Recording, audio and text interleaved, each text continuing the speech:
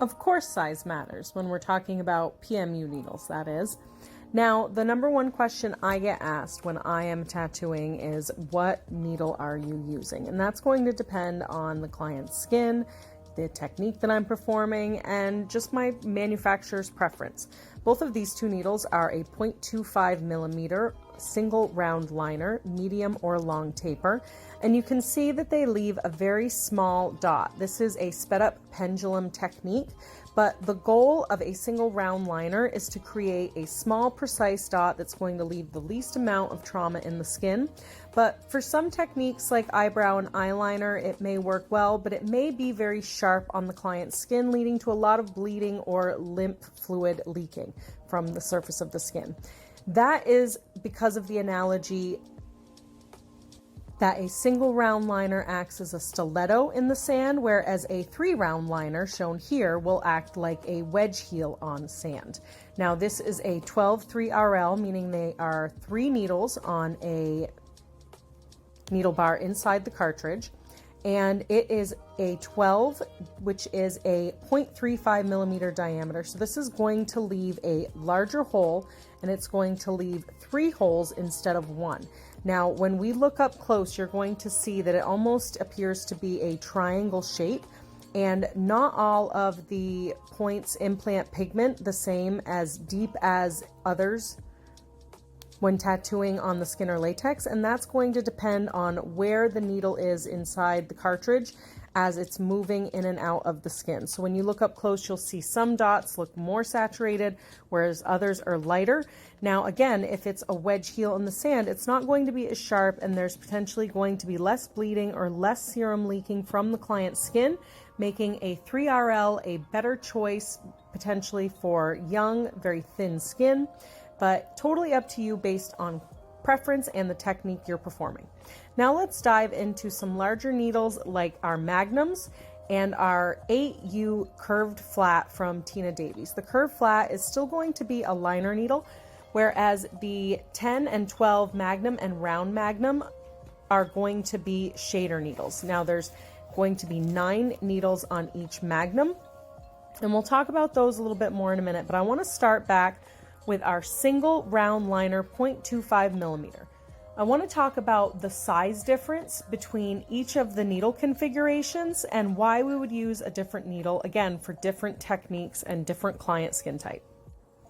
The single round liner is thought to be best for lip blush, eyeliner, and eyebrow, but you can use a larger diameter to implant more pigment or leave a larger hole in the skin.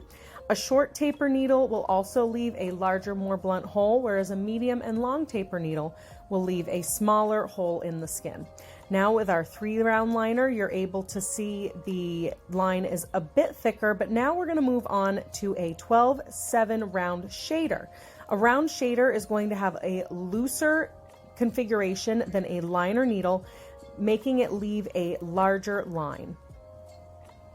Each brand is going to have a different needle cartridge configuration, and reason why that needle cartridge is the best.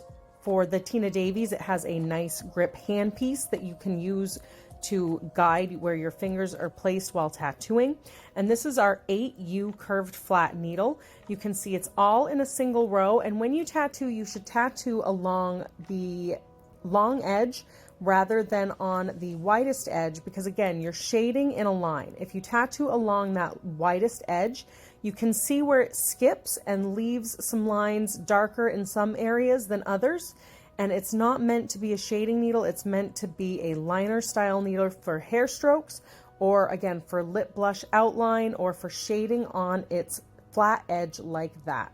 You can see again the difference between the thickness of the needles and the difference between the 1, the 3, and the 7 liner and shader. Now let's talk about our 10-9 magnum. This is going to be a stack of 4 and 5 needles. They are 12, which is a 0.35 millimeter diameter, and they are not curved in any way. They are flat straight across, whereas this is our 12-9 round magnum.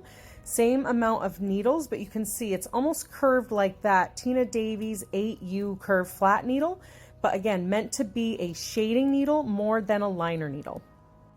These are needles that body artists also use for their shading and for their tattooing. Now, this is the reason why you don't want to use a magnum, whether it be a regular magnum, a curved, or a round magnum, to tattoo on an outline on its edge. Do you see where we have one thicker, darker line and then almost a fainter double line alongside?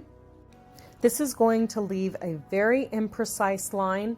And so again, you don't want to use your magnums for outlining. They are for shading. When we look at this 12-9 round magnum, you can see the same thing.